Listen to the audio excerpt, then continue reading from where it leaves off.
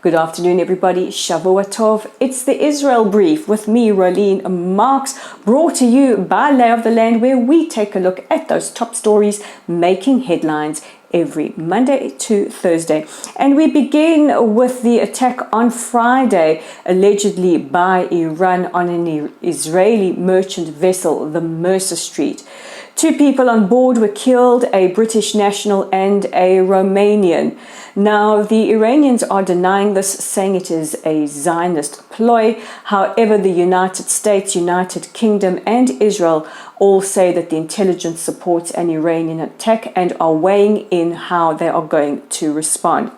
Our IDF Defense Chief of Staff, Aviv Kochavi, has spoken to his British counterpart, and our Foreign Minister Yair Lapid has spoken to his British counterpart Dominic Raab, weighing in on how to respond. Meanwhile, Israel has appealed to the international community to take harsh action against Iran. Iran are denying it. However, we say that the intelligence supports this, and this is the latest in tit-for-tat attacks on Israeli vessels on the high seas, and this is one that we are going to be watching very, very carefully. In other news, after 3 years and what we are sure was a very robust and rigorous debate in the government last night, the Cabinet has approved the 2021-2022 budget. Prime Minister Naftali Bennett says after 3 years of stagnation, Israel is ready to get back to work, and we're all waiting urgently for these budgets to pass so that the much needed work can be done. The Finance Minister, Victor Lieberman, says that this budget is very much geared towards lowering the cost of living, and it will see significant increases to the budgets of the Defense Ministry as well as the Health Ministry. But this is a very, very big test for Israel. This is the first major test that the coalition government will face. This budget has to be formally approved by everyone in the Knesset by the 4th of November this year, or else the Knesset will be dissolved and Israel will head to elections. And this is a scenario we clearly don't want. And our final news means a great sporting weekend. Yes, it was, getting our second gold medal at the Olympics in our history. The first was for windsurfing. Who'd have thunk it? We can say a big kol hakavod to the incredible 24-year-old artistic gymnast Artem Dolgapiat. He took the gold for his routine yesterday, making it our second Olympic gold, and we are absolutely bursting with pride. But this is not the first medal that we received this weekend. The other, a bronze for Team Israel Judo, an exceptional bout by Israel's team who defeated the Russians.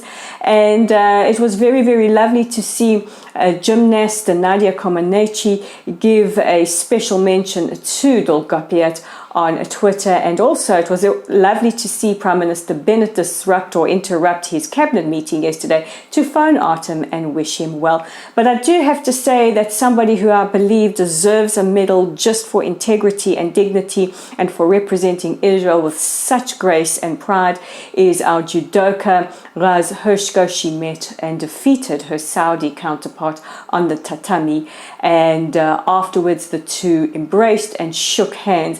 Now, this happens despite an immense amount of pressure on the Saudi opponent to forfeit her match. We have seen 2 other countries forfeiting their matches to Israel and have summarily been dismissed from competing in the Olympics. But earlier today, Team Israel Judo was welcomed home to a hero's welcome as well. They deserve. But this is not the end of what is proving to be our best Olympics yet. There's still hope for more medals. Even though Team Israel Baseball was defeated by South Korea earlier today, we go on to take on the Dominican Republic, and if we beat them, then we have a shot at another medal. And we still have athletics, badminton, and other sports to compete. So come on, Israel, can we make it a 4th medal? The whole country and so many around the world are behind you. As somebody said to me on Twitter yesterday, little Israel has pulled a blinder and made this Olympics theirs. Well, I cannot disagree. Very, very moving, emotional to see Hatikva played at the Tokyo Olympics and the flag of Israel raised. Very, very great moment for us indeed.